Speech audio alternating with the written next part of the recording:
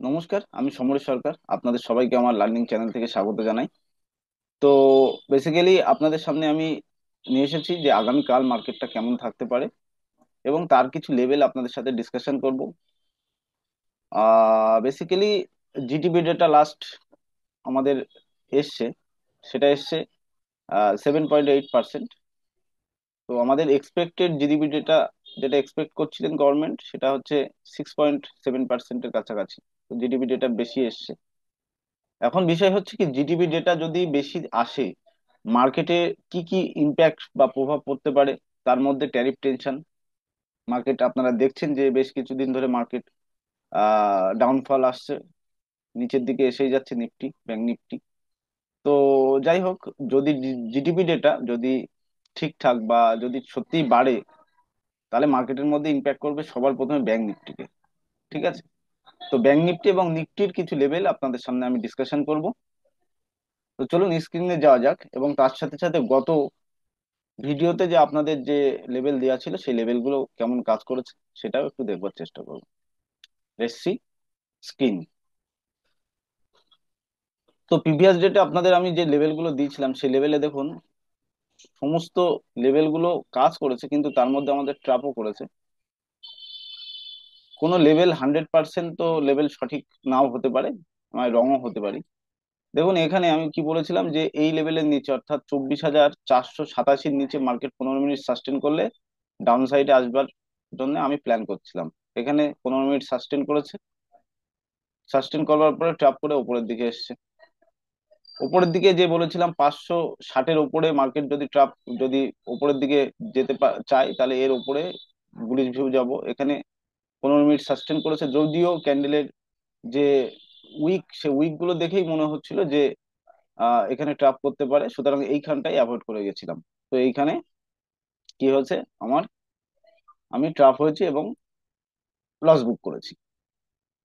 কেমন? আর পরবর্তীকালে 2:30-এর পরে আপনারা জানেন যে 2:30-এর পরে ট্রেড করা খুবই অসুবিধার ব্যাপার।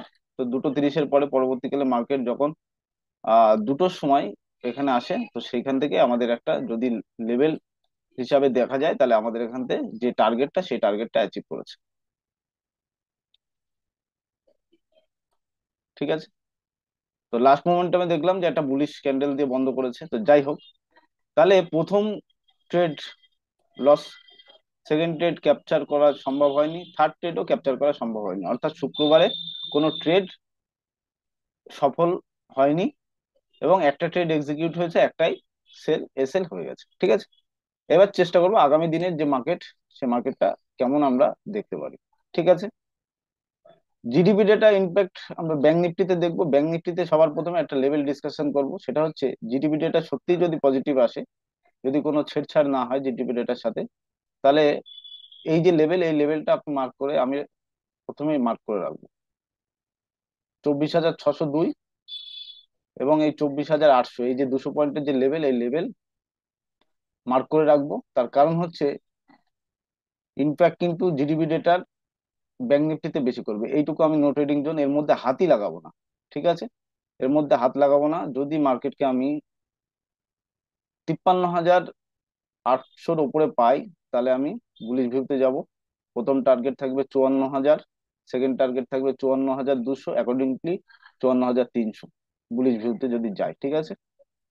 54,300, 350 যে লেভেল, সে লেভেল, লেভেল আগে যে লেভেল লাগানো ছিল সেটাই, শুধু এইখানে লেভেলটা একটু চেঞ্জ করতে হবে। 54,000, সরি, 53,800, 53,600। কেমন?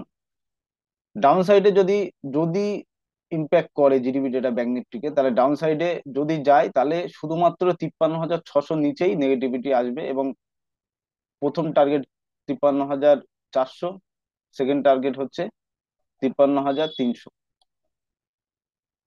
সেকেন্ড টার্গেট হচ্ছে, সরি, 53,200। ঠিক আছে। আরামসে ব্যাংক নিফটি মুভ করতে পারে। তেমনি ভাবে আমরা, তাহলে আমাদের ব্যাংক নিফটির নো ট্রেডিং জোন হিসাবে 53,800 এবং 53,600। ঠিক আছে। এই এই জোনের মধ্যে ব্যাংক নিফটিকে আমি হাত লাগাবো না। হুম। এবার চলো নিফটিতে যাই।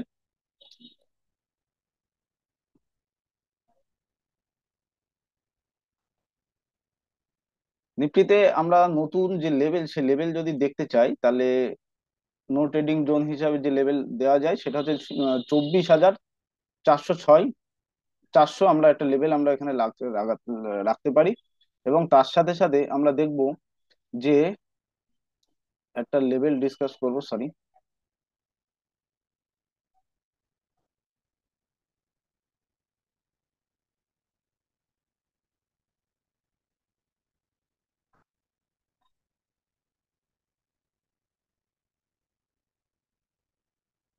হ্যাঁ, এই যে লেভেল, এই লেভেলটুকু আমরা সাইডওয়ে লেভেল রাখতে পারি এই লেভেল মধ্যে। খুব ইম্পর্টেন্ট একটা লেভেল নিফটির, সেটা হচ্ছে 24,400 যে লেভেল, সেই লেভেলটা কিন্তু খুব ইম্পর্টেন্ট লেভেল। এইখানে যে লেভেলটা, এই লেভেলটা নিফটি যতক্ষণ না এই লেভেল ব্রেক করবে ততক্ষণ ব্রেকডাউন আসবে না। এবং নিফটি যদি এই লেভেলটুকুর মধ্যে থাকে, অর্থাৎ 24,886 টু 24,400, সরি 24,486 টু 24,400, এই লেভেলটুকুর মধ্যে নিফটি সাইডওয়েজ থাকবে, মানে এইভাবে থাকতে পারে, এইভাবে থাকতে পারে। যদি মার্কেট 24,886 ক্রস করে, ব্রেকআউট করে এবং এখানে 15 মিনিট সাস্টেন করে বুলিশ প্রাইস অ্যাকশন দিয়ে, আমরা আপসাইড যেতে পারি। আহ প্রথম টার্গেট থাকবে হচ্ছে 24,500। প্রথম টার্গেট আমরা রাখতে পারি 24,560। সেকেন্ড টার্গেট আমরা রাখতে পারি, ওপরের দিকে যে টার্গেট ছিল 24,630। ঠিক আছে, উপরের টার্গেট, এবং তার উপরের টার্গেট 24,680। নিচের দিকে ব্রেকডাউন যদি আসে 24,400, তাহলে প্রথম আমরা টার্গেট দেখতে পারি, ব্রেকডাউন আসলে প্রথম টার্গেট দেখতে পারি 340। সেকেন্ড টার্গেট আমরা দেখতে পারি 24,250, সরি 24,280। ঠিক আছে, এই যে টার্গেট, এই টার্গেটটা দেখতে পারি। ভিডিও ভালো লাগলে অবশ্যই লাইক কমেন্ট শেয়ার করতে ভুলবেন না। ছোট ভিডিও করলাম আপনাদের বোঝার স্বার্থে। যেহেতু আগামীকাল ছুটি, আপনারা সেইভাবে আপনাদের রিস্ক ম্যানেজমেন্ট করবেন। ঠিক আছে, সবাই ভালো থাকবেন, শুভরাত্রি সবাই।